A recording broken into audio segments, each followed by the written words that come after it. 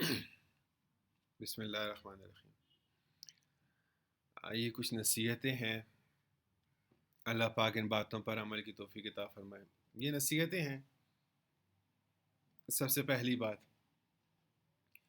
کسی مسلمان کو کسی بھی کلمہ گوہ کو انڈر ایسٹیمیٹ نہیں کرنا۔ کیا پتہ کس کا اللہ پاک کے ساتھ کیا تعلق ہو۔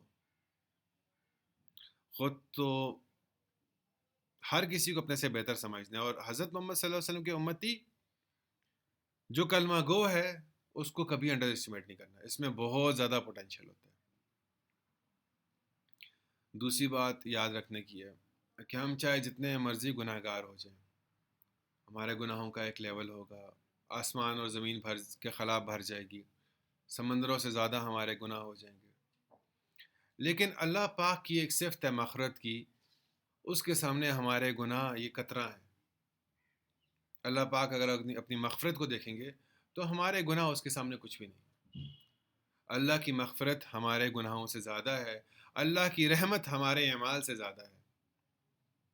ہمیں اعمال کے بدلے میں کوئی مقامات، کوئی جنت، کوئی رضا، کچھ نہیں مل سکتا۔ اللہ کی رحمت کے بدلے میں اعمال نہ بھی کیے جائیں تب بھی کام ہو جائے گا۔ اعمال کرنے ہیں، اپنی طرف سے کوشش کرنی ہے، لیکن اعمال پہ بھروسہ نہیں، رحمت پہ بھروسہ اور اللہ کی مغفرت پر ہی بھروسہ، نظر اس پہ۔ اب ایک بندہ ہے جو اچھا ہے، نیک نمازی اچھا بندہ ہے، اور ایک ہے جو شراب پیتا ہے، اس کی بھی نمازی کے بھی گناہ اللہ کی مغفرت کے ذریعے ہی بخشے جائیں گے، اس کی صفت کے ذریعے ہی، اور جو گنہگار ہے مسلمان جو گناہوں میں دن رات ہے، اس کی بھی اسی مغفرت کے ذریعے۔ تو دونوں ایک ہی لیول پہ ہیں، کسی کو اس کے عمل کے بدلے میں کوئی آگے مقام نہیں مل رہا۔ تیسری بات، ہم کسی سے بھی ناراض نہیں ہوتے، مطلب ناراضگی والا جو آپریشن، ناراضگی والا کوئی پتا ہے نا، اس کا پتا، ناراضگی والا ہم نے معاملہ آپریشن کر کے اپنے سے نکال دیا ہے۔ ہم ناراض نہیں ہوتے، کوئی بات ہو جائے ہم نے ناراض نہیں ہونا، ہم کسی سے ناراض نہیں ہوتے، ہم نے آپریشن کرایا ہوا ہے اور ناراضگی والا پتا ہم نے نکال دیا۔ اتنا بڑا ظرف رکھنا پڑے گا، کوئی ناراضگی شرازگی والی بات نہیں ہے کسی سے۔ اللہ پاک مانگنے سے خوش ہوتے ہیں، نہ مانگنے سے اللہ پاک ناراض ہوتے ہیں، یہ ضروری ہے۔ دنیا بھی مانگیں، آخرت بھی مانگیں، ہدایت بھی مانگیں، وہ سب سے بڑی دولت ہے۔ ایک اخلاص اور دوسرا اللہ کی مخلوق پر شفقت کرنا، دل میں اخلاص ہو، اللہ کی رضا ہو، اس کے لیے اللہ کی مخلوق، انسانیت اور باقی مخلوق کے اوپر شفقت کریں، اللہ پاک آپ سے کام لے لیں گے، اللہ آپ کو قبول کر لیں گے۔ ہماری خواہشات، ہماری نفسانی خواہشات ہمیں مروائیں گی، ان کو دشمن سمجھنا۔ ابھی دل چاہ رہا ہے تو آئس کریم کھاؤں، یہ دل جو چاہ رہا ہے نا، اس سے ذرا دور رہنا۔ ضرورت سے زائد دنیاوی سامان ہمیں ہمیشہ پریشان رکھے گا، ہمارے لیے نقصان دہ بھی ہے۔ ضرورت سے زائد سامان اللہ کی راہ میں دے دیں، اللہ پر یقین کر لیں، جب ضرورت ہوگی تو اللہ پاک ضرورت پوری کر لیں گے، پوری فرما دیں گے۔ ہماری نیش، ہماری آڈینس جوان ہے، جوانی مستانی ہوتی ہے، اس میں جذبات پیک پر ہوتے ہیں۔ جو نوجوان جوانی میں اپنے جذبات کو قربان کریں گے، اللہ کی عبادت کریں گے، قیامت کے دن وہ اللہ کے عرش کے سائے کے نیچے ہوں گے۔ اللہ پاک سے عافیت، اللہ آسانی والا معاملہ کرنا، قبولیت مجھے کاموں کے لیے، دین کی محنت کے لیے قبول فرمائے۔ اے اللہ، میرے جان کو، میرے مال کو، میری صلاحیتوں کو، میرے علم کو، میری سکلز کو، میری جوانی کو، میری زندگی کو، میری نسلوں کو اعلیٰ کلمت اللہ کے لیے، شریعت کی ترویج کے لیے، دین کی اعلی محنت کے لیے قبول فرما۔ ایک عافیت، دوسرا قبولیت، تیسرا استقامت۔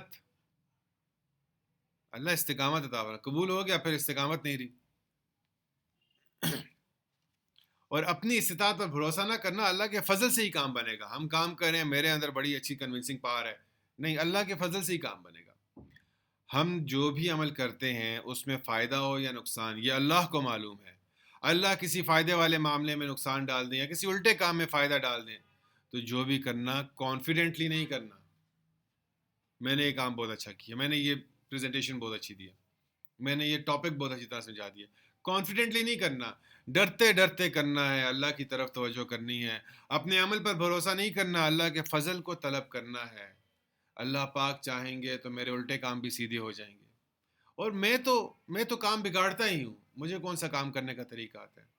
معافی کو شیوا بنانا نیکی کا کام کرنا. معافی کو شیوا بنانا نیکی کا کام کرتے کرتے نمازیں پڑھتے پڑھتے لوگوں کو دعوت دیتے دیتے نیکیاں کرتے کرتے استغفار کرتے رہنا، نیکیاں کرتے کرتے توبہ کرتے رہنا.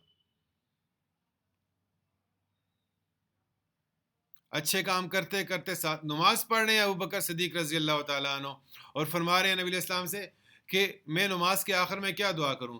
نبی علیہ السلام فرما رہے ہیں ربنا ظلمنا انفسنا، میں نے اپنے نفس پہ ظلم کیا، میں نے نماز اچھی نہیں پڑھی بلکہ یہ ظلم کر بیٹھا، جو حق تھا نماز کا ادا نہ کر سکا. صدیق اکبر رضی اللہ تعالیٰ عنہ سے اچھی نماز، بہتر نماز امت میں کون پڑھ سکتا ہوگا. جب ان کا یہ حال ہے تو پھر ہمارا تو نیکیوں کا کام کرتے رہنا، ساتھ ساتھ توبہ کرتے رہنا. جس نیک عمل کے آخر میں استغفار ہو جائے اس پہ قبولیت کی مہر لگ جایا کرتی ہے. اصول پھر دیا، جس نیک عمل کے آخر میں استغفار کر لیں اس عمل پہ اللہ پاک قبولیت کی مہر لگا دیتے ہیں، اسے قبول کر لیتے ہیں. استقامت کرامت سے افضل ہے. الاستقامہ فوق الکرامہ، استقامت اللہ سے مانگنی ہے. معافی کو شیوا بناؤ، نیکی کا کام کرو. حدیث میں آتا ہے سعد بن ابی وقاص رضی اللہ تعالیٰ عنہ کہتے ہیں میں نے عرض کیا اے اللہ کے رسول، لوگوں میں سب سے زیادہ مصیبتیں اور آزمائش کا شکار کون ہوتا ہے؟ آپ صلی اللہ علیہ وسلم نے فرمایا انبیاء. سب سے زیادہ تکلیفیں انبیاء پہ آتی ہیں، پھر وہ جو ان کے بعد کے مرتبے میں ہیں، پھر جو ان کے بعد کے ہیں. بندے کی آزمائش اس کے دین کے مطابق ہوتی ہے. اگر وہ دین میں سخت اور پختہ ہے تو آزمائش بھی سخت ہوگی، اگر دین میں نرم اور ڈھیلا ہے تو مصیبت بھی اسی انداز سے نرم ہوگی. مصیبتوں سے بندے کے گناہوں کا کفارہ ہوتا ہے، یہاں تک کہ بندہ روئے زمین پر اس حال میں چلتا ہے کہ اس پر کوئی بھی گناہ نہیں ہوتا. حالات آتے رہتے ہیں. نیکی کا کام کرو گے، دعوت کا کام کرو گے، حالات نہیں آئیں گے. وَالْعَصْرِ إِنَّ الْإِنسَانَ لَفِي خُسْرٍ إِلَّا الَّذِينَ آمَنُوا وَعَمِلُوا الصَّالِحَاتِ وَتَوَاصَوْا بِالْحَقِّ وَتَوَاصَوْا بِالصَّبْرِ. حالات آئیں گے حق بات کو کرنے پہ، اس لیے اس کے بعد کہہ دیا کہ اب صبر کرو. تم ابوبکر صدیق رضی اللہ تعالیٰ عنہ اپنے خطبے میں فرماتے تھے اے لوگوں، اللہ سے معافی اور عافیت کے درخواست کرتے رہو، خواستگار رہو، کیونکہ اسلام کے بعد مومن کے لیے مغفرت اور عافیت سے بڑھ کر کوئی نعمت نہیں. اللہ عافیت والا معاملہ فرما، ہم کمزور ہیں. ایک بزرگ کا بیان جس کو سن کر مجھے لگا کہ یہ بیان ہمارے کام کے لیے کیا گیا ہے. پورا بیان پہ لکھ لیا. اللہ کے احسانات کی بارش ہے ہمارے اوپر، سب سے بڑی نعمت ہدایت کی ہے. اللہ ہمیں ایسے ماحول میں جوڑتے ہیں، بار بار توفیق دے دیتے ہیں، اس پہ اللہ کا شکر ادا کریں. وہ ماحول جس ماحول میں وہ بزرگ بیان کر رہے تھے، ہمارے گناہوں کے باوجود، ہماری کوتاہیوں کے باوجود، ہماری نالائکیوں کے باوجود اللہ پاک بار بار ہمیں توفیق دے دیتے ہیں. اس پر اللہ کا شکر ادا کریں. اللہ شکران نعمت پر خوش ہوتے ہیں، اس پہ نعمت کو بڑھاتے ہیں. کفران نعمت پر اللہ پاک ناراض ہوتے ہیں، وہ نعمت چھین بھی لیتے ہیں، اور بعض اوقات اللہ رب العزت سزا بھی دیتے ہیں. اللہ رب العزت نے یہ کائنات اسباب سے بنائی ہے، اس لیے اسباب کو استعمال کرنا ہمارے بزرگوں کا طریقہ رہا ہے. اس اسباب پر یقین نہیں کرنا چاہیے، یقین اللہ رب العزت کی ذات پر اور اس کے کمالات پر ہو. اس لیے اسباب کو استعمال کرنے کی گنجائش ہے، لیکن اسباب کو دل میں جگہ نہ دیں. دل میں اللہ ہو، یہ صحابہ رضی اللہ تعالیٰ عنہ اجمعین کی ترتیب تھی۔ صحابہ اکرام رضی اللہ تعالیٰ عنہ اجمعین نے اسباب کو استعمال کیا، لیکن اسباب پر یقین نہیں کیا۔ عبد الرحمن بن عوف رضی اللہ تعالیٰ عنہ ایک کا واقعہ، ایک دفعہ مدینہ منورہ میں بالکل خاموشی تھی، خاموشی کا ماحول تھا۔ اچانک فضا میں گرد کا طوفان، ریت کا طوفان نمودار ہوا۔ طوفان آتے رہتے ہیں، گرد کا طوفان، مٹی کا طوفان، بارش کا طوفان۔ بعد میں خبر دی گئی کہ یہ اصل میں طوفان نہیں ہے، حضرت عبد الرحمن بن عوف رضی اللہ تعالیٰ عنہ کا تجارتی قافلہ ہے، جس میں 700 اونٹ ہیں اور ان اونٹوں پر تجارتی سامان لدا ہوا ہے۔ وہ قافلہ شام سے آیا ہے اور مدینہ منورہ میں داخل ہو رہا ہے۔ اما عائشہ رضی اللہ تعالی عنہا بھی فکر مند ہو گئیں کہ یہ گرد کا طوفان کیسا ہے، تو بتایا گیا کہ اصل میں یہ گرد کا طوفان نہیں ہے، یہ عبد الرحمن بن عوف رضی اللہ تعالی عنہ کا تجارتی قافلہ شام سے آ رہا ہے، مدینہ منورہ میں داخل ہو رہا ہے، جس میں 700 اونٹ اور اس پر 700 اونٹوں پر اور اس 700 اونٹوں پر سامان لدا ہوا ہے۔ اما عائشہ رضی اللہ تعالی عنہ کچھ سوچ میں پڑ گئیں، جیسے کسی بات کے بارے میں یا کسی واقعے کے بارے میں سوچ رہی ہوں۔ پھر فرمانے لگی، میں نے نبی صلی اللہ علیہ وآلہ وسلم سے سنا تھا اور ایک سے زیادہ دفعہ سنا تھا، عبد الرحمن بن عوف جنت میں سرینوں کے بل داخل ہوگا، یعنی جنت میں گھسیٹتا ہوا داخل ہوگا۔ یہ عبد الرحمن بن عوف رضی اللہ تعالیٰ عنہ تک یہ خبر عبد الرحمن بن عوف رضی اللہ تعالیٰ عنہ تک پہنچائی گئی کہ ہم عائشہ رضی اللہ تعالیٰ عنہا فرما رہی ہیں، عبد الرحمن بن عوف جنت میں سرینوں کے بعد داخل ہوگا یا گھسیٹتا ہوا داخل ہوگا، اور یہ اس وجہ سے ہوگا کہ وہ مال کا حساب دے گا۔ عبد الرحمن بن عوف رضی اللہ تعالیٰ عنہ کو جب یہ خبر ملی کہ نبی کریم صلی اللہ علیہ وآلہ وسلم کی اماں عائشہ رضی اللہ تعالیٰ عنہ کے ذریعے سے پہنچائی گئی ہے، یہ خبر نبی کریم صلی اللہ علیہ وسلم کی حضرت اماں عائشہ رضی اللہ تعالیٰ عنہ کی طرف سے پہنچائی گئی ہے، تو انہوں نے فرمایا، ہاں میں نے نبی کریم صلی اللہ علیہ وآلہ وسلم سے یہ سنا ہے۔ اور پھر عبد الرحمن بن عوف رضی اللہ تعالیٰ عنہ نے وہ 700 اونٹ بما اس کے سامان کے سارا کا سارا اہل مدینہ میں، قبیلہ بنو زہرہ میں، امہات المومنین میں اور مدینہ کے غرباء میں وہ سارا کا سارا تقسیم کر دیا۔ صحابہ اسباب کو استعمال کرتے تھے، لیکن اسباب کی محبت ان کے دلوں میں نہیں تھی۔ صحابہ اکرام رضی اللہ تعالی عنہ انسان ہی تھے اور اس دنیا میں رہ گئے تھے، دنیا کے اسباب کو استعمال کرتے تھے، لیکن اسباب کی محبت ان کے دلوں میں نہیں تھی۔ جب ایسا واقعہ ہوتا، موقع آتا، تو وہ قربانی پیش کرتے تھے، اور اس بات کو انہوں نے ثابت کیا کہ ان کے دلوں میں اسباب کا یقین نہیں، اسباب کی محبت نہیں، وہ صرف اسباب کو استعمال کرتے تھے۔ ان کے دلوں میں اللہ رب العزت کی محبت تھی۔ آقائے نامدار، فخر موجودات، سید الکائنات، امام الانبیاء، محمد مجتبی احمد مصطفیٰ صلی اللہ علیہ وآلہ وسلم کی محبت تھی، نبی صلی اللہ علیہ وآلہ وسلم کی سنتوں کی محبت تھی۔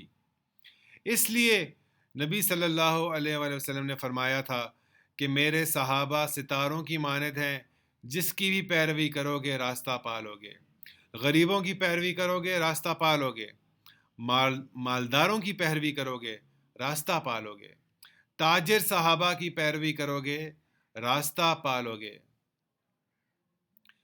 نبی کریم صلی اللہ علیہ وآلہ وسلم کی صحبت کی برکت سے صحابہ نے آپ صلی اللہ علیہ وآلہ وسلم کی صحبت میں بیٹھ کر آپ صلی اللہ علیہ وآلہ وسلم کی سنتوں کو اپنایا اور آپ کے طور طریقوں کو اپنایا۔ صحابہ کا ہمارے اوپر احسان ہے، انہوں نے ہم تک دین بھی پہنچایا، دین کی عالی محنت بھی پہنچائی، قرآن کتاب کی شکل میں بھی پہنچایا۔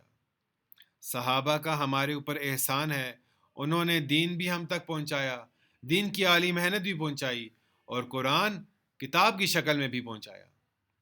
نبی صلی اللہ علیہ وآلہ وسلم کی مبارک زندگی قرآن کی عملی تفسیر ہے، جیسا کہ آیا ہے روایات میں کہ جب اماں عائشہ رضی اللہ تعالیٰ عنہ سے آپ صلی اللہ علیہ وآلہ وسلم کی زندگی کے بارے میں پوچھا گیا تو آپ رضی اللہ تعالیٰ عنہا نے فرمایا کہ آپ نے قرآن نہیں پڑھا، یعنی نبی صلی اللہ علیہ وآلہ وسلم کی مبارک زندگی قرآن کی عملی تفسیر ہے۔ تو یوں یہ خبر آئی کہ ایک طرف کتابی شکل میں الفاظ کی شکل میں قرآن ہے اور ایک عملی کتاب ہے نبی صلی اللہ علیہ وآلہ وسلم کی مبارک زندگی کی شکل میں۔ کلمہ لا الہ الا اللہ محمد الرسول اللہ کے 2 جز ہیں۔ سنتوں کا اہتمام محمد الرسول اللہ، یہ ایک جز ہے۔ سنتوں کا اہتمام، نبی صلی اللہ علیہ وسلم کی اتباع، ان کو اپنانا، ان پر عمل کرنا، یہ ہمارے دین کا احدہ حصہ ہے۔ اور لا الہ الا اللہ، اللہ کی ذات اور اس کی صفات پر یقین، اس کے کمالات پر یقین، یہ ہمارے دین کا دوسرا حصہ ہے۔ یہ ہماری زندگی میں آ جائے، اس کے لیے ہمارے پاس صحابہ کی زندگی ہے، ان کی جدوجہد ہے، ان کی محنت ہے۔ وہ نبی صلی اللہ علیہ وسلم کی محنت کو یہاں تک لے آئے اور ہمارے پاس اس کو پیش کیا۔ اس کا ثبوت صحابہ اکرام رضی اللہ تعالیٰ عنہ اجمعین کی قبر مبارک ہے، کہاں مکہ، کہاں مدینہ، لیکن جب کلمہ گو اللہ کا سفیر بن جاتا ہے، اللہ کا پیغام لے کر چلتا ہے، تو نہ پہاڑ اس کو روکتے ہیں، نہ جنگل اس کا راستہ روکتے ہیں، نہ ریگستان اس کا روکتا رہتے ہیں۔ اللہ کی غیبی مدد ان کے ساتھ ہوتی ہے۔ اللہ پاک نے قرآن میں فرمایا ہے وَالَّذِينَ جَاهَدُوا فِينَا لَنَهْدِيَنَّهُمْ سُبُلَنَا، جو ہمارے راستے میں جد و جہد کریں گے، کوشش کریں گے، محنت کریں گے، ان کے لیے ہم راستے کھولیں گے، ہدایت کے راستے کھولیں گے۔ اسی کو اپنانا ہے، اسی پر عمل کرنا ہے، اللہ پاک سے مانگنا ہے، یہ بہت بڑی سعادت ہے۔ اللہ رب العزت سے دعا ہے کہ اللہ رب العزت ہمارے علوم کو، اللہ رب العزت ہمارے اموال کو، اللہ رب العزت ہمارے اوقات کو، اللہ رب العزت ہماری استعدادوں کو، اللہ رب العزت ہماری صلاحیتوں کو اعلیٰ کلمت اللہ کے لیے، شریعت کی ترویج کے لیے، دین کی اہلی محنت کے لیے استعمال فرمائے۔ ہم دعا مانگیں گے، اللہ پاک بڑے کریم ہے، اللہ پاک مانگنے سے خوش ہوتے ہیں، نہ مانگنے سے ناراض ہوتے ہیں۔ اللہ پاک سے ہدایت کی دعا مانگیں، اللہ پاک سے ہدایت کی دعا مانگیں، امت کے لیے، بچوں کے لیے، ساری کائنات کے لیے، جنات کے لیے بھی، کہ وہ اللہ کی مخلوق ہیں، اور سب کے لیے ہدایت کی دعا ہے۔ ہدایت آئے گی انشاءاللہ، اس کا فائدہ دنیا میں بھی ہوگا اور آخرت میں بھی ہوگا۔ آج کل پریشانی کے علامات ہیں، چاروں طرف پریشانی پھیلی ہوئی ہے۔ اس پریشانی کا حل ہمیں بتایا گیا ہے، وہ نبی کریم صلی اللہ علیہ وآلہ وسلم کی سنت پر عمل کرنا ہے، قرآن پر عمل کرنا ہے۔ اللہ پاک آپ کو، ہم کو عمل کرنے کی توفیق عطا فرمائے۔ یہ پھر ہماری طرف سے اس محنت کے ذریعے اللہ پاک کے احکامات، اللہ کے نبی حضرت محمد صلی اللہ علیہ وسلم کی سنت مبارکہ، آپ کی شریعت بازاروں میں زندہ ہو جائے، آئی ٹی انڈسٹری میں زندہ ہو جائے، انٹرپرینورز کے اندر زندہ ہو جائے، اور انٹرنیٹ کے ذریعے کمانے والوں کے اندر زندہ ہو جائے، اور اسباب کے درجے میں اللہ پاک ہمیں استعمال فرما دیں۔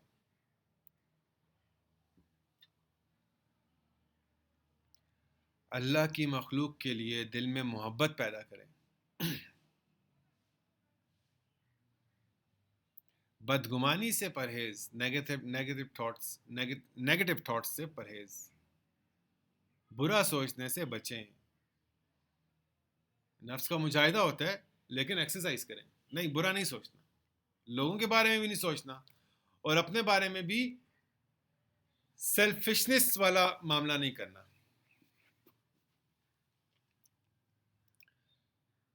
اگر اپنے آپ کو اللہ سے قبول کروانا چاہتے ہیں، اگر آپ اپنے آپ کو اللہ سے قبول کروانا چاہتے ہیں کہ اللہ پاک آپ سے کام لے لیں، تو آپ کی جان کو، آپ کے مال کو، آپ کی صلاحیتوں کو، آپ کی جوانی کو اللہ پاک اپنے دین کی محنت کے لیے قبول کر لیں، اور آپ کے ذریعے بازاروں کا دین زندہ ہو جائے، تو ایک صفت اپنے اندر لانی ہوگی۔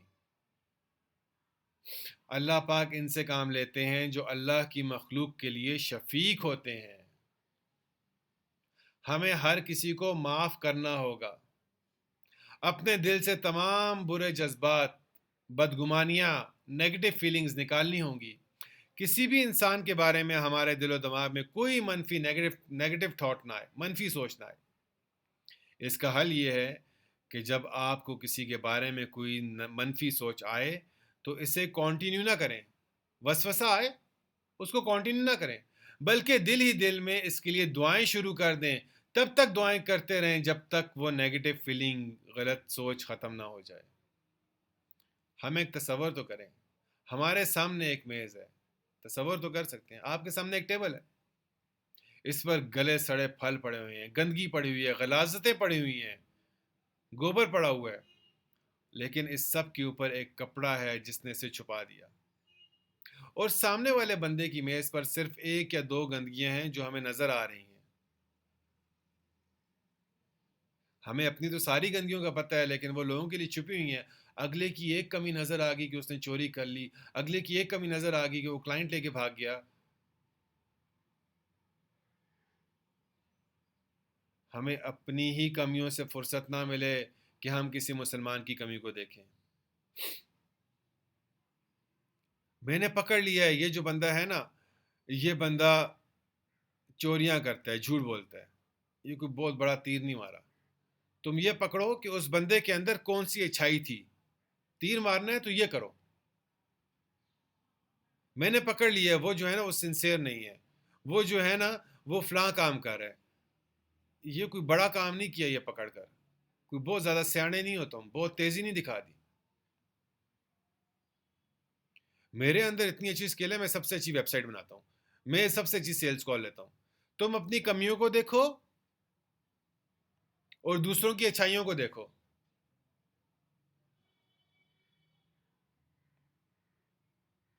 ہمیں اپنی کمیوں سے ہی فرصت نہ ملے کہ ہم کسی مسلمان کی کمی کو دیکھیں، اللہ سے دعائیں بھی مانگیں، یا اللہ مجھے میری کمیاں دکھا دے اور مجھ سے اپنی مخلوق کی کمیاں یا خامیاں چھپا دے۔ کوئی ضرورت نہیں ہے دیکھنے کی۔ ظرف ایسا ہو کہ کسی کی کمی نظر نہ آئے اور اپنی کوئی خوبی بھی نظر نہ آئے۔ چل یہ رہا ہوتا ہے، ہمارا نفس جو ہمارا دشمن ہے وہ ہمیں لوگوں کی کمیاں دکھاتا ہے اور اپنی خوبیاں دکھاتا ہے۔ اس کے اپوزٹ کرنا ہے، اپنی کمیاں دیکھنی ہے، اس پہ نظر رکھنی ہے، جس کے اوپر اللہ پاک احسان والا معاملہ کرتے ہیں، فضل فرماتے ہیں، اس کو اس کی کمیاں دکھا دیتے ہیں۔ حل یہ ہے کہ کسی کے بارے میں کوئی نیگیٹو سوچ آئے تو ہم اس کے لیے دعائیں شروع کر دیں۔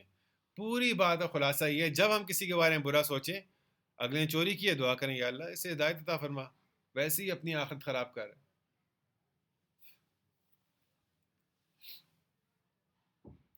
آرٹیفیشل انٹیلیجنس، اے آئی، یہ ہر جگہ پہ یوز نہیں کرنی چاہیے۔ میرا اپنا تجربہ ہے اور یہ اصل حقیقت بھی ہے کہ جب ہم اے آئی کو یوز کرتے ہیں تو ہماری اپنی انٹیلیجنس کے اوپر نیگیٹو افیکٹ پڑتا ہے، ہم اپنا زیادہ نہیں سوچ سکتے، ہم ڈپینڈنسی اختیار کر لیتے ہیں۔ میرے بھائی کا ایکسیڈنٹ ہوا تھا 2030 میں، اس کا گھٹنا ٹوٹ گیا تھا، 6 ہفتے کے لیے ڈاکٹر نے کہا کہ بس یہ پلسٹر لگا رہے گا، آپریشن ہوا، اس کے بعد پھر وہ پلسٹر تو اتار دیا، وہ چیز تو اتر گئی، پلاسٹر نہیں تھا، ایک وہ چیز، ایک ایک بس ایک پٹی سی لگی ہوئی تھی جس کی وجہ سے وہ موو نہیں کر سکتا تھا، سپورٹ تھی۔ تو پھر کہا اب چلو، تو اب پتہ چلا کہ فزیو تھراپسٹ کے پاس لے کے جانا پڑے گا اور 3 مہینے کے لیے لے کے جانا پڑے گا۔ اس میں 1 مہینہ تو ریگولر ہے کہ مسلس کو کام پہ واپس لائیں، کیونکہ اس نے بتایا کہ جب 3 ہفتے تک مسل کام نہیں کرتا تو اس کے بعد اس مسل کو دوبارہ کام پہ لانے کے لیے اچھی خاصی ایکسرسائز کروانی پڑتی ہیں۔ 3 ہفتے تک. تو جہاں پر ہم اپنی انٹیلیجنس کو استعمال نہیں کریں گے ایک لمبے عرصے تک، تو ہم اور ڈپینڈنسی کریں گے اے آئی کے اوپر، تو پھر ہم اپنی سوچنے سمجھنے کی صلاحیت بھول جائیں گے. اب اگر آپ کسی معاملے میں اپنی سوچنے سمجھنے کی صلاحیت بھولنا چاہتے ہیں تو آپ اس کے ذریعے اے آئی کو استعمال کریں. سیدھی سی بات.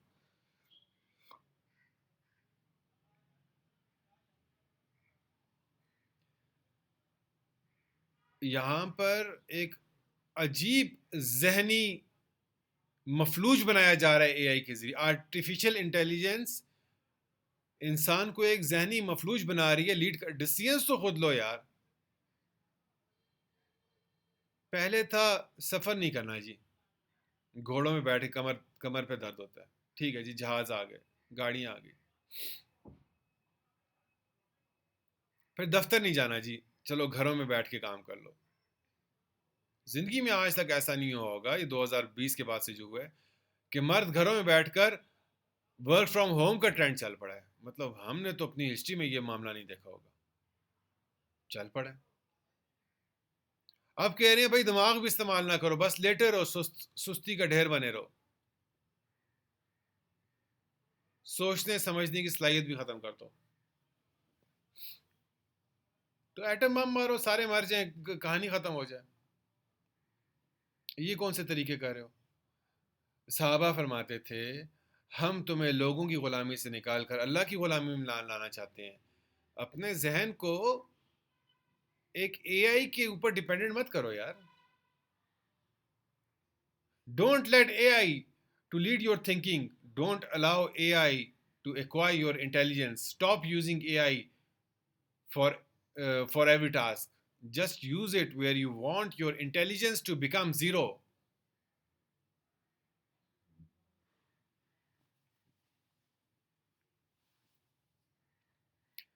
اللہ ہمارا رب ہے، اللہ ہی ہمیں پالتے ہیں. پتہ ہے آج سے 500 سال پہلے بھی آسائشیں تھیں،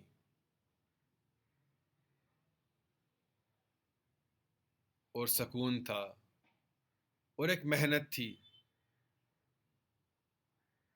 آسائشیں مطلب ٹھیک ہے، زندگی گزارنے کے لیے آسائشیں تھی کچھ نہ کچھ، زندگی کے اندر سکون بھی تھا، اور زندگی گزارنے کے لیے ایک جد و جہد محنت بھی کرتے تھے. کمانے کے لیے یہ کیا، بازار گئے، لکڑیاں کاٹی، کچھ بھی کیا، گھر اس طرح بنائے. آج بھی محنت ہے. کون ہے جو بغیر محنت کے کمائی کر لے؟ کوئی بتاؤ تو صحیح نا. آج بھی پریشانیاں ہیں، ہر بندہ پریشان ہے. پہلے بھی سکون تھا، پریشانیاں بھی تھی. آج بھی سکون ہے، پریشانیاں بھی ہیں. پہلے بھی جد و جہد تھی، محنت تھی، آج بھی محنتیں کرتے ہیں. یہ اللہ پاک نے دنیا کا نظام بنایا ہے، انسان کو آزمائش کے لیے بھیجا ہے. وہ سمجھتا ہے بھائی کہ میں ابھی یہ والا کام نہیں کروں گا نا کیونکہ آئی ٹی آ گئی ہے، فلاں آ گیا، تو میرے زیادہ آسانی ہو جائے گی. ایسا نہیں ہوتا یار. پہلے ہم دیکھتے تھے ہمارے دادا دادی، اس زمانے کے لوگ، یہ تو چارپائی پہ بیٹھ کے بڑی بڑی لمبی لمبی گپے لگاتے تھے اور ٹائم ہی نہیں پاس ہوتا تھا. اب تو ہمارے ایک دفعہ کزنز آئے یو ایس اے سے، ہم نے ساروں نے بیٹھے کھانا کھایا، انہوں نے کہا ہمارے پاس تو اس طرح کھانا کھانے کا ٹائم نہیں ہے بھائی بہت ٹائم ضائع ہوتا ہے اس طرح کھانا کھانے سے. برگر لو، چلتے چلتے کھاؤ. تو کیا وہ اگر وہ ڈالرز میں کما رہے ہیں اور ہم روپیوں میں کما رہے ہیں تو ہم کھانا تو بیٹھے کھاتے ہیں. اور ہمارے پچھلے والے جو تھے وہ تو پورے محلے والے آ کے شام کو بیٹھا کرتے تھے، چائے بھی ایک گھر میں پیا کرتے تھے، اور خوب گپے اور خوب پورے محلے کی اپڈیٹس دادیاں لے رہی ہوتی تھیں، اور جرگے چل رہے ہوتے تھے. ان کے پاس اتنا ٹائم تھا. تو ایک جگہ پہ ہلکی سی اچھائی ہوئی، تو اچھائی کا مطلب تو یہ تھا نا کہ اب کمپیوٹر آ گیا تو اب ٹائم انسانیت کے پاس زیادہ آئے گا. تو یہ اللہ کا نظام ہے، اور مشقتیں بھی ہیں، تکالیف بھی ہیں، آزمائشیں بھی ہیں. ان سب کے ساتھ ہی چلنا ہے. جو مزاج ہے وہ سستی کا نہیں ہونا چاہیے. اٹھو، آنکھیں کھولو، سستی کا مزاج نہیں ہونا چاہیے. یہودی ہمیں تو کہتے ہیں کہ سست بن جاؤ، اے آئی یوز کرو، فلانا یوز کرو، موبائل یوز کرو، اور خود جو ہے وہ فل فلیج ٹاپ کلاس کی محنت کرتا ہے، دن رات محنت کرتا ہے. اس کو دیکھو کہ اس کے وہ اپنے بچوں کو کس طرح تیار کر رہا ہے. اسے فالو نہیں کرنا، اللہ معاف کرے، وہ تو ایمان ہی نہیں ہے اس کے پاس. اللہ ہمارا رب ہے، اللہ ہمیں پالتا ہے. فرعون، حضرت موسیٰ علیہ السلام کے زمانے کا جو بادشاہ تھا اس کو فرعون کہا کرتے تھے. مصر کے بادشاہ کو فرعون کہا کرتے تھے. فرعون نے رب ہونے کا، اور حضرت موسیٰ علیہ السلام کے زمانے میں جو بادشاہ تھا اس نے رب ہونے کا دعویٰ بھی کر لیا. رب اللہ ہے، اللہ ہمیں پالتا ہے. اللہ رب العزت ہماری تمام ضرورتیں پوری کرتے ہیں. ہم کسی اور چیز پر یقین نہیں رکھتے، نہ اپنی سکلز پر، نہ اپنے کیریئر پر، نہ اپنی جاب پر، نہ اپنی جیب کے اندر پیسوں پر. جب اللہ پاک نے جتنا دینا ہوگا وہ عطا فرما دیں گے. جہاں جہاں ہمارا یقین پھنسا ہوا ہے اس کو نکالنے کی پریکٹس کرنی ہے، اور ریگولر پریکٹس کرنے سے یقین دنیا کی چیزوں سے نکل کر اللہ پاک کی ذات کی طرف منتقل ہو جائے گا انشاءاللہ. ابھی یقین ہے کہ میری جیب میں جو پیسے ہیں ان کے ذریعے سے میں کھانا خریدوں گا، اس کے ذریعے سے مجھے کپڑے ملیں گے، اس کے ذریعے سے میری اچھی جگہ شادی ہوگی، اس کے ذریعے سے مجھے گاڑی ملے گی. اصل میں ایسا نہیں ہوتا، یہ سب اللہ کرتا ہے. بہت سے امیر لوگ ہیں جو کڑاہی نہیں کھا سکتے، ڈاکٹر نے منع کیا ہوا ہے، اور انہیں پسند بھی ہوتی ہے.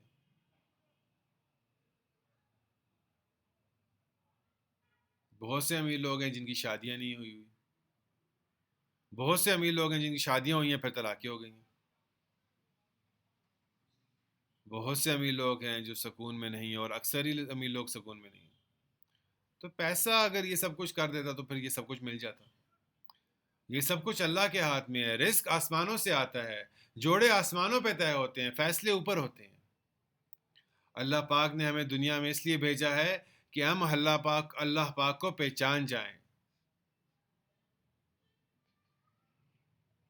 اللہ پاک ایک پردے کے پیچھے یا ایک دیوار کے پیچھے چھپے ہوئے ہیں. وہ ذرہ ذرہ میں جلوہ گھر ہے مگر کوئی دیدہ ور نہیں.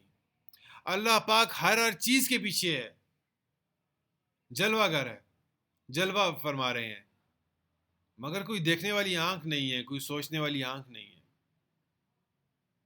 اللہ پاک کو ڈھونڈنا ہے. اللہ پاک آپ کو دکھاتے ہیں کہ پیسے ہوں تو بازار سے جا کر فروٹس لے کر آؤ، فروٹس کھاؤ، لیکن اصل میں یہ فروٹس اللہ کھلاتے ہیں. ہر پھل کے اوپر اس کے کھانے والے کا سٹیمپ، مہر لگی ہوتی ہے، ٹھپا لگا ہوتا ہے. ایک ایکسرسائز کرتے ہیں. میں کہیں بیٹھا ہوا تھا تو کسی نے کہا کہ اسرائیل علیہ السلام نے، اس کی مجھے وہ نہیں پتا کہ یہ بات کتنی حقیقت ہے اس میں، لیکن ایک سمجھانے کے لیے بات کہ حضرت اسرائیل علیہ السلام نے اللہ پاک سے فرمایا کہ اللہ یہ دیکھیں آپ نے مجھے کیا ڈیوٹی دے دی. اب جو ہوگا وہ کہے گا بھائی کہ اسرائیل نے آ کر میرے باپ کی جان نکال لی، میری والدہ کی جان اسرائیل علیہ السلام آ کے لے کے چلے گئے. ایسی کیا ڈیوٹی دے دی اللہ پاک؟ تو اللہ پاک نے فرمایا کہ نہیں، ایسا نہیں ہوگا. لوگ کہیں گے اس کو ہارٹ اٹیک ہو گیا، لوگ کہیں گے اس کو ایکسیڈنٹ ہو گیا، لوگ کہیں گے اس کو کینسر تھا اس لیے مر گیا. آپ کے اوپر نام نہیں آئے گا. یقین کی بات ہے کہ جب رزق پورا ہو جاتا ہے تو اسرائیل علیہ السلام آ کر اس کی روح قبض کر لیتے ہیں. ظاہراً یہ ہوتا ہے رات کو سویا تھا، صبح ہارٹ اٹیک ہو گیا، ہارٹ فیل ہو گیا. 3 سال سے کینسر کی لاسٹ اسٹیج میں تھا، کل مر گیا جی. 3 سال سے اپنا رزق کھا رہا تھا، رزق ختم ہو گیا، اسرائیل علیہ السلام آئے، وہ لے کے چلے گئے. عقیدہ یہ ہے، لیکن کہا کچھ اور جاتا ہے. اصل یہ ہے کہ کھانا اللہ کھلاتے ہیں. ایک ایکسرسائز کرتے ہیں، اپنے والدین کی، پیرنٹس کے نزدیک کی اینک لے لیں، نزدیک والی، دور کی نہیں، ریڈنگ گلاسز، اور اسے پہن کر کسی بھی چیز کو دیکھیں، غور سے دیکھیں، وہ چیز آپ کو نزدیک پڑی ہوئی دکھے گی.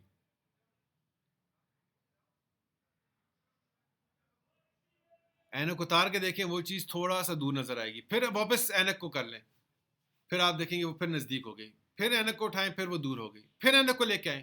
ایسے 20-30 دفعہ کریں اور یہ سوچ کے بتائیں کہ اصل چیز وہ ہے جو آپ کو قریب نظر آ رہی ہے، یا اصل اس کی لوکیشن وہ ہے، حقیقت میں وہ ہے جو دور ہے.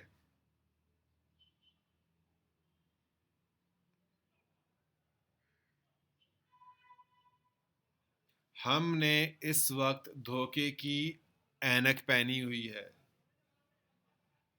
پیسے ہوں گے، رزق ملے گا. یا پھر ایک دیوار ہے، اسباب کی دیوار ہے، یا اسباب کا پردہ ہے، ہم خالی اسی کو دیکھ سکتے ہیں، اس سے پیچھے اللہ کے کمالات، اللہ کی صفات، ہم اس کو ڈائریکٹلی نہیں دیکھ سکتے. کیوں ایسا کیا اللہ پاک نے؟ اللہ پاک نے اس لیے کیا کیونکہ اللہ پاک نے انسان کو آزمائش کے لیے بھیجا ہے دنیا میں.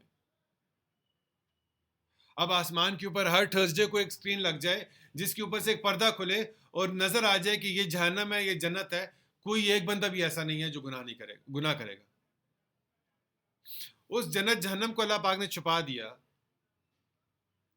تو اب کہا بھائی تم عمل کرو، آزمائش ہے تمہارے لیے. ہم نے دھوکے کی اینک پہنی ہوئی ہے، ہم نے اس دیوار کے دوسری طرف دیکھنا ہے جہاں سے ہمیں نظر آ جائے کہ رزق اللہ دیتے ہیں. اسی کو تو معرفت کہتے ہیں اللہ کی. جہاں سے جو کچھ ہوتا ہوا نظر آ رہا ہے وہاں سے نہیں ہو رہا، بلکہ سب کچھ کرنے والا صرف اللہ ہے. اللہ نے اپنی مخلوق بنائی ہے، اور ہر مخلوق کو زندہ رکھنے کے لیے اللہ نے اس کو بہت سی چیزوں کا محتاج بنا دیا ہے، اور ہر مخلوق کو ہر وقت اللہ پاک سے حاجت رہتی ہے، اور اللہ پاک ہی اس کی حاجت پوری کرتے ہیں. اور اللہ پاک اپنی کسی بھی مخلوق سے غافل نہیں ہے. رب سب کا سانجا ہے، رب سب کا ہے، جانوروں کا بھی ہے، مسلمانوں کا بھی ہے، مشرکین کا بھی ہے، رب سب کا ہے. اس بات سے کہیں علماء اختلاف نہ کر دیں، پر مجھے یہی سمجھ آ رہی ہے کہ صحابہ کے استاد محترم نبی کریم صلی اللہ علیہ وسلم تھے. آپ کا کل مبارک نور کا منبع تھا. جب صحابہ آپ کی صحبت میں بیٹھتے تھے تو اس کی نور کی برکت سے ان کی اصلاح ہو جاتی تھی. رسول اللہ صلی اللہ علیہ وسلم کے قلب میں جو نور تھا وہ منتقل ہوتا تھا. صحابہ کی مثال بہت ہی لائق اسٹوڈنٹس کی سی ہے، جیسے ہمارے اسٹوڈنٹس ہوتے ہیں، جن سے اللہ پاک کی توقعات بھی بہت زیادہ تھیں. اللہ پاک کی ڈیمانڈ بھی ان سے A+ گریڈ کی ہی تھی. وہ 90% مارکس سے زیادہ لیتے تو ان کے ساتھ اللہ پاک کی مدد آتی. پر ہم لوگ آخری زمانے کے لوگ ہیں، ہم میں وہ صلاحیتیں نہیں ہیں. نہ ہم نے صحابہ کی طرح نبی صلی اللہ علیہ وسلم کی، نبی علیہ الصلوۃ والسلام کی زیارت کی ہے، آپ کے معجزات نہیں دیکھے، قرآن اترتے ہوئے نہیں دیکھا، فرشتوں کو نہیں دیکھا. ہمارا ایمان بھی کمزور ہے. ہم 10% مارکس بھی لے لیں گے تو اللہ کی وہ مدد جو صحابہ کے ساتھ تھی وہ ہمارے ساتھ بھی ہو جائے گی انشاءاللہ. ہمیں اللہ کی 100% مدد کے لیے اپنے گناہوں سے توبہ کرنی ہے. اگر پھر گناہ ہو جائے تو دوبارہ توبہ کر لیں. اللہ پاک کو ندامت اور رجوع پسند ہے. پھر ہمیں پریکٹس کرنی ہے، ایک پریکٹس ایک اور کرنی ہے. اپنی پاکٹس کو اکثر خالی کرنا ہے، اپنے اکاؤنٹس کو اکثر زیرو کرنا ہے. پھر رب سے اپنی ضرورتیں 2 نفل پڑھ کر مانگنی ہوں گی. اس کی پریکٹس کریں، رب ہر موقع پر آپ کو سنبھال لے گا. پیسہ اگر ہوتا تو آپ سنبھلتے نہ، آپ کریش ہو جاتے. آپ کیوں ہر موقع پر سنبھل گئے؟ یہ پریکٹس اس لیے ہے کہ فرعون نے دعویٰ کیا تھا میں رب ہوں، اللہ پاک نے اس کو پانی میں ڈبو کر ہلاک کر دیا، عبرت کا نشان بنا دیا. ہماری پاکٹس میں جو پیسے ہیں اس پہ ہمارا یقین ہوتا ہے کہ ان کے ذریعے ہمیں رزق ملتا ہے، ہماری ضرورتیں پوری ہوتی ہیں. ہماری پاکٹس میں فرعون ہے، ہم نے اس کو پانی میں غوطے دینے ہیں تاکہ ہمارا یقین ان پیسوں سے نکل کر اپنے رب کی ذات پر آ جائے. یہ غوطے ایسے دیں گے کہ اپنی پاکٹس کو اکثر خالی کر دیں گے, اکاؤنٹس کو زیرو کر دیں گے. جب یہ ختم ہو جائیں گے تو اللہ پاک سے نفل پڑھ پڑھ کر اپنی حاجتوں کو پورا کرائیں گے. مال کمانا منع نہیں ہے, صحابہ نے مال کمایا ہے, مال پہ یقین رکھنا منع ہے.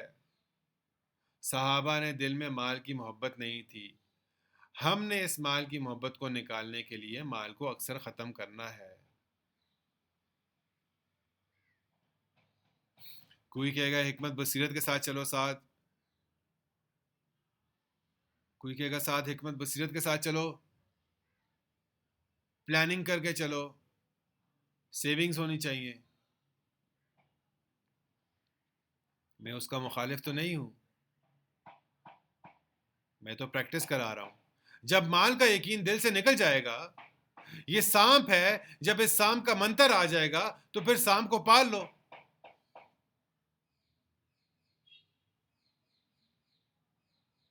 لیکن جب تک تربیت کی ترتیب ہے تو تربیت کی ترتیب اسی طرح ہوگی جس طرح ہم بتا رہے ہیں. جب تربیت یافتہ ہو جاؤ گے, اس سانپ کو سنبھالنے کا طریقہ آ جائے گا, تو اس وقت اس سانپ کو ہاتھ میں رکھنا, اس کے بہت فوائد ہیں. مال اسباب ہے, کبھی مومن کمزور مومن سے بہتر ہے, لیکن ایسا کبھی تو نہ ہو, ایسا سانپ تو اس کے ہاتھ میں نہ ہو کہ وہ خود ہی اس کو کھا جائے. سانپ ایسا ہونا چاہیے کہ جس کا منتر تو آتا ہو, جس کو سنبھالنے کا طریقہ تو آتا ہو. یہ پریکٹس کے لیے سال ہا سال کی پریکٹس اس پہ کر لو. اس کے بعد پھر بعد میں زندگی پڑی ہے, کچھ نہ کچھ سنبھال بھی لینا تو کوئی مسئلہ نہیں ہے, پلاننگ کر کے بھی چل جانا تو کچھ مسئلہ نہیں ہے. اس وقت تو توکل کرنا پڑے گا سیکھنے کے لیے, یہ سیکھنے کا دور ہے. مال کمانا منع نہیں ہے, صحابہ نے مال کمایا. مال پہ یقین رکھنا منع ہے, صحابہ کے دل میں مال کی محبت نہیں تھی. ہم نے اس مال کی محبت کو نکالنے کے لیے اس مال کو اکثر ختم کرنا ہے. محبت نکل جائے گی, اس کے بعد مال رکھ لو, اللہ کی نعمت ہے, اسباب ہیں. اور محبت کے لیے رکھو گے تو پھر تو فیل ہو گئے نا. پہلے اس کو نکال دو, اس کا یقین دل سے نکالو, اس کے بعد پھر اسے استعمال کے لیے رکھ لو. یہ صرف کرنا مشکل لگتا ہے, اصل میں کچھ مشکل نہیں. اللہ سے مانگ لیں, اللہ آپ کو ایسا کرنے کی توفیق عطا فرمائے. اور اس ایکسرسائز کے ذریعے ہر چیز سے یقین ہٹا کر اپنی ذات پر یقین رکھنے کی توفیق عطا فرمائے. اپنی ذات مطلب اللہ اپنی ذات پہ یقین رکھنے کی توفیق عطا فرمائے. ہم مسلمان ہیں, ہم ہر چیز نہیں کھاتے, ہم چوہے نہیں کھاتے, ہم سانپ نہیں کھاتے, ہم مینڈک نہیں کھاتے, ہم تو ذبح کی ہوئی بکری کھاتے ہیں. بکری بھی وہ جو مسلمان نے اللہ کا نام لے کر ذبح کی ہو. ہم وہ کھاتے ہیں جو اللہ پاک نے ہمارے لیے حلال کیا ہے. بالکل اسی طرح ہم ہر پروجیکٹ نہیں کرتے, ہم ہر طرح کا مال بھی نہیں کماتے, ہم کلائنٹس کی ہر بات بھی نہیں مانتے. ہم صرف وہی کرتے ہیں جتنا اللہ پاک کی طرف سے اجازت ہو. اللہ پاک ہی ہر مسئلے کو حل کرتے ہیں. اللہ پاک سے اپنے مسئلے کو حل کروانے کا طریقہ صرف ایک ہی ہے, وہ اللہ پاک کے نزدیک کوئی اور طریقہ قابل قبول نہیں ہے. وہ طریقہ یہ ہے, ہم حضرت محمد صلی اللہ علیہ وسلم کے امتی ہیں, ہم آپ کے امتی ہیں. ہمارے لیے اللہ پاک نے جو طریقہ پسند کیا ہے وہ رسول اللہ صلی اللہ علیہ وسلم کا طریقہ ہے, ان کی اتباع ہے, انہی کی پیروی ہے.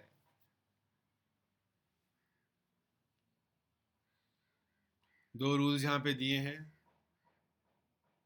یہ بات غلط ہے کہ ہم انٹرنیٹ سے پڑھ کر یوٹیوب کی ویڈیو میں کسی ڈاکٹر کی ویڈیو دیکھیں اور اس کے بعد فلاں کو کینسر ہے, کینسر کے اوپر ڈاکٹر نے ویڈیو بنائی ہے, اس کے بعد سیلف میڈیکیشن کرنا سٹارٹ کر لیں. خود ہی اس کینسر کی اکثر لوگ جو کر رہے ہیں, نقصان کھا رہے ہیں, علاج سٹارٹ کر لیں. یہ غلط بات ہے. اسی طرح انٹرنیٹ کے اوپر وظیفے دیکھیں اور خود ان کو پڑھنا شروع کر دیں. بہت لوگوں کو بڑا نقصان ہو رہا ہے یہ وظائف کرنے کی وجہ سے. بعد میں خشکی آ جاتی ہے, تاریں شارٹ ہو جاتی ہیں, اس کے بعد پھر کہتے ہیں آپ کیا کریں. بھائی ڈوز جو ہے وہ ڈاکٹر سے پوچھ کے لینی پڑتی ہے. وظائف جو ہیں وہ انٹرنیٹ سے دیکھ کر نہیں وظیفے کرنے چاہیے. اور نہ ہی کسی عالم دین کا بتایا ہوا مسئلے پر عمل کریں.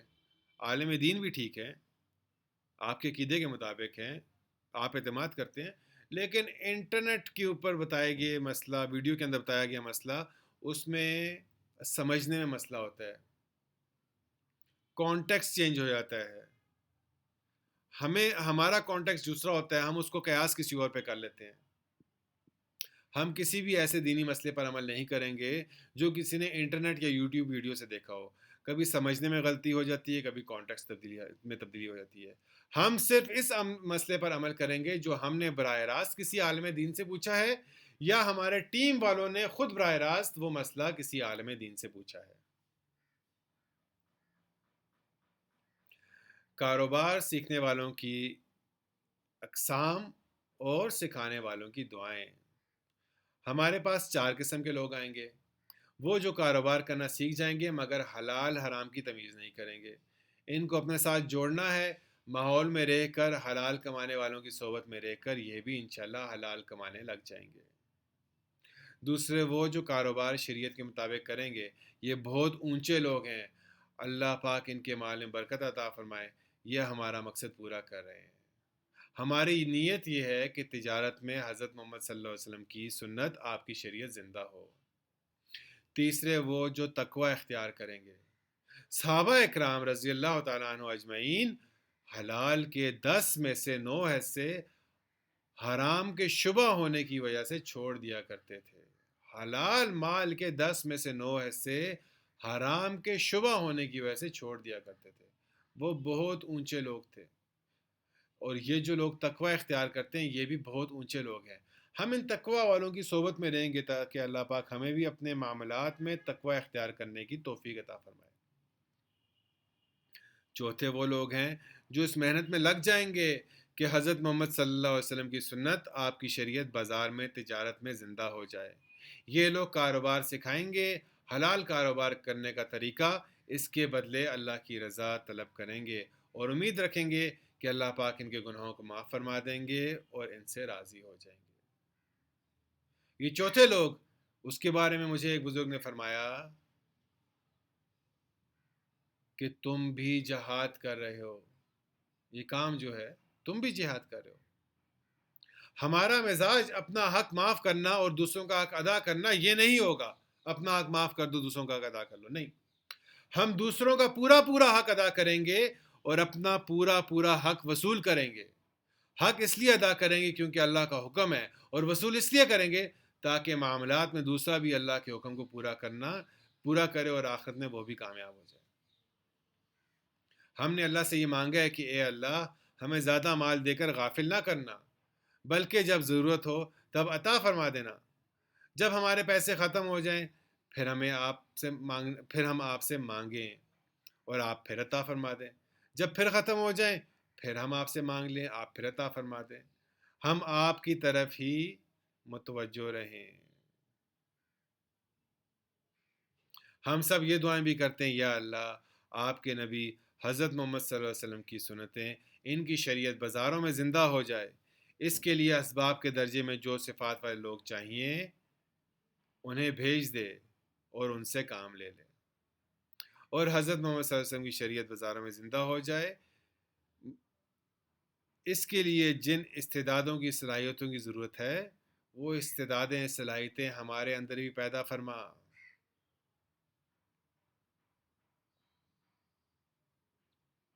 اب شیطان کا ایک وار آئے گا. اپنے اندر نظر ڈال کر دیکھیں.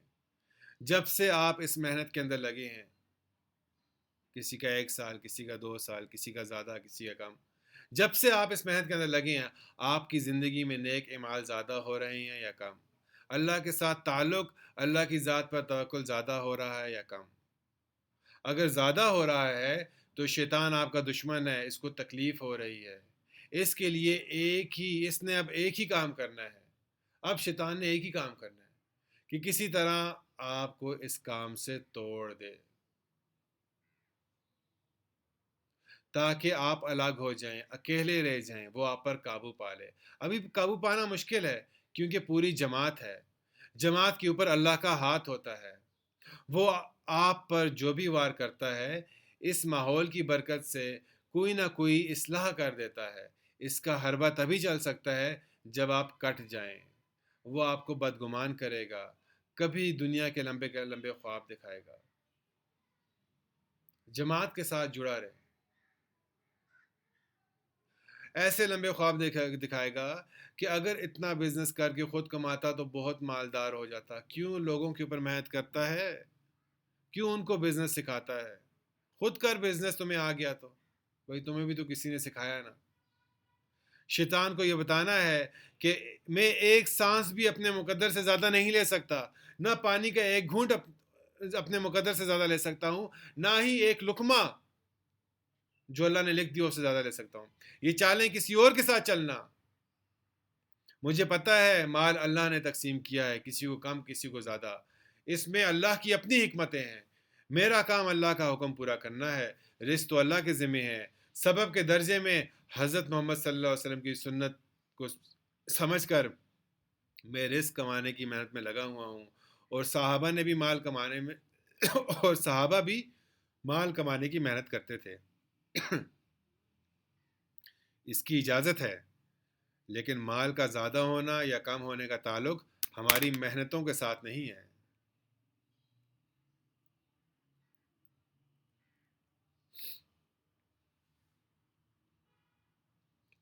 ان اللہ مع الصابرین۔ انشاءاللہ اگلے لیکچر میں دیتے ہیں۔